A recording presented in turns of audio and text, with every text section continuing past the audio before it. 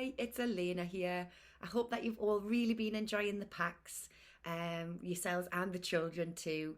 I know that we've had a lovely time coming up with the activities and ideas, and we're really excited to share this month's pack with you too.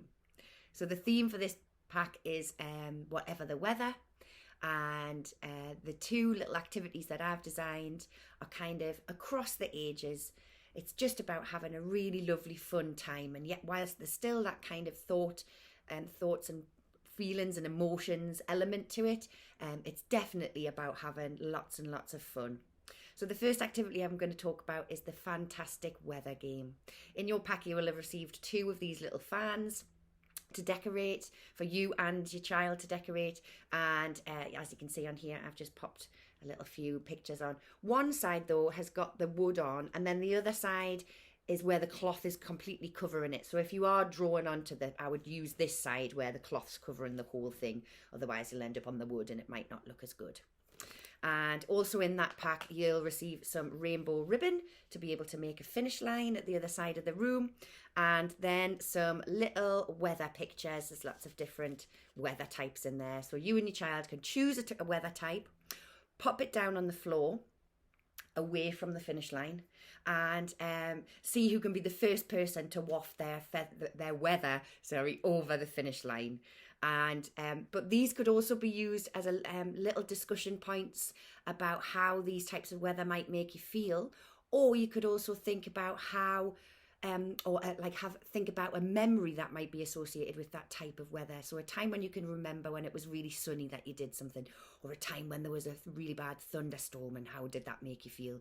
So there's lots of different ways in which you can talk about thoughts and feelings using the weather as just that kind of little question of how does that make you feel, that type of weather, because that can lead into lots of other things as well. But ultimately, just have lots of fun with that one. I would definitely recommend using either a long table, you could do it on a long table if you've got one, or on a laminate or a tiled floor, lino, just so that these little sheets can waft nice and easily. And then the next one is a dance party kit. This is the other activity I've designed. Again, I'm sure this will cause much hilarity. So in the bag, the little white organza bag, you'll find three little more bags. One of them says body parts. One of them says shapes and symbols. And one of them says feelings. Now, I would keep the feelings one just separate for a little minute. So in these bags though, you can make your own little playlist if you like with your child. Think about some songs that they love, that you love, and see if you can come up with like a little playlist. And then you can pick a card out of the body parts bag and the shapes and symbols bag. So as you can see on this one, it's got cloud, and this one, oh, it's upside down, says elbow. So what you have to do is you have to use that body part to draw that shape. So that's me drawing a cloud with my elbow. And then you have to do it with the other elbow as well. And so you can have a go at building up little dance routines using these cards. But if you wanted to as well, depending on the age of your child, you might also like to add the feelings element to it. So this one is excited. So I'm going to be excited whilst drawing this shape. So I'll be like... But if I was sad, how would I draw it differently? So if it was a sad one, I might draw it a bit slower and a bit gentler. And you can have a think about showing it on your face as well. And if you as the carer show it on your face, then the child might be able to recognise it as well. So the feelings element can be separate.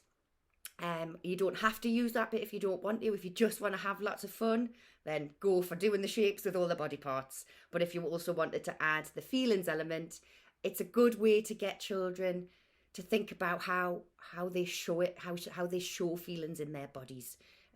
So yeah, have a little think about that. I'm also going to do some little songs with actions video now, so you can check that out as well. I would definitely say that's suitable for the children who are under 4, and also the middle age group of 5 to 7-year-olds as well. I reckon they might quite enjoy the little songs and actions video. So yeah, I hope you enjoy it.